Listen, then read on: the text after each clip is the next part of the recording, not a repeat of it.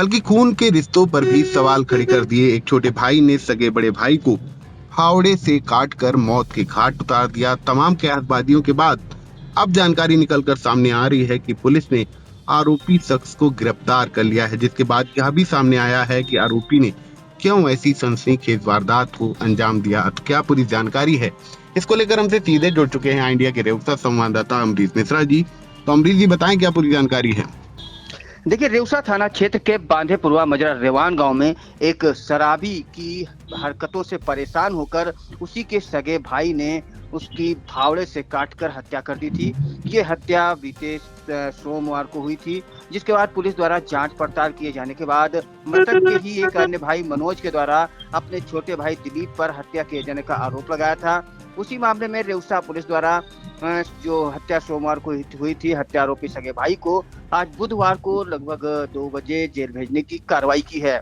जी बिल्कुल, ये काफी बड़ी खबर इलाके में से आई थी, जिसमें बताया गया था कि एक शख्स जो अपने बड़े भाई की हरकतों से परेशान था, जो बड़ा भाई जिसके बारे में ये बताया जा रहा था कि वो काफी शराब का आदी था और अपनी शराबी हरकतों से जो है उसके परिजन भी काफी परेशान थे। जिसके बाद ऐसी जानकारी सामने आई थी कि छोटे भाई ने उस पर फावड़े से वार किए, जिससे उसकी मौके पर ही मौत हो गई थी। अमरीश जी, एक जानकारी हम आपसे चाहेंगे कि पुलिस के अधिकारियों द्वारा ऐसी जानकारी दी जा रही है कि जो आरोपी शख्स है उसे गिरफ्तार कर लिया गया है। तो फिलहाल अब पब्लिक ये जानना चाहती है कि ऐसी सनसनीखेज वारदात क्यों अंजाम दी गई।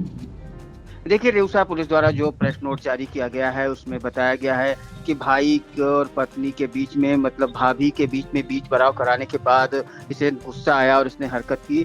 लेकिन इसके बाद आज जब पुलिस ने उसे मंगू तिराहे के पास से गिरफ्तार किया है, फिर प्रेस नोट जारी किया है, जो मामला सामने आया है उसमें हत्या की कई कारण समझ में आ रहे हैं लोगों में चर्चा भी हो रही है। ये हुआ है कि उसने जो बताया है, आरोपी ने गिरफ्तार किए जाने के बाद पुलिस को भी जानकारी दी है।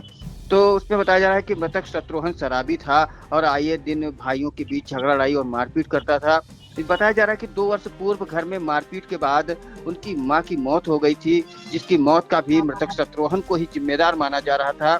इसके साथ ही हत्या के एक दिन पूर्व मृतक का उसके भाई पंकज की पत्नी से झगड़ा हुआ था, जिसके बाद पंकज अपनी पत्नी मीना के साथ घर छोड़कर रिश्तेदारी में रहने चला गया था।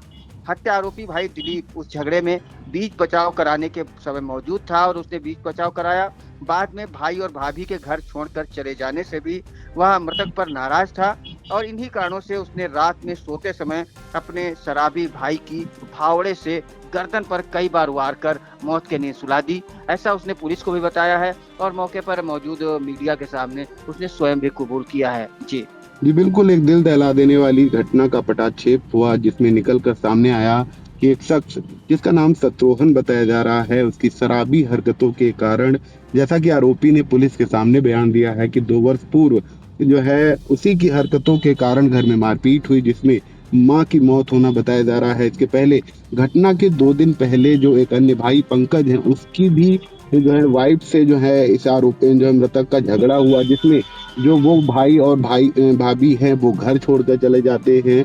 इन्हीं सारी घटनाओं से क्षुब्ध होकर जो आरोपी शख्स है उसने ऐसी वारदात को अंजाम दिया, ऐसा उसने पुलिस के सामने कबूल किया। फिलहाल पुलिस ने आरोपी शख्स को गिरफ्तार कर लिया है और जेल भेजने की कार्रवाई की है। फिलहाल इंडिया इस मामले में अपनी पूरी नजर बनाए हुए है। जैसे ही अगली कोई अपडेट हमारे पास आती है, हम अपने दर्शकों को सबसे पहले व सबसे सटीक पहुंचाएंगे। तो अमरीश जी, इन तमाम जानकारियों के लिए आपका बहुत बहुत धन्यवाद।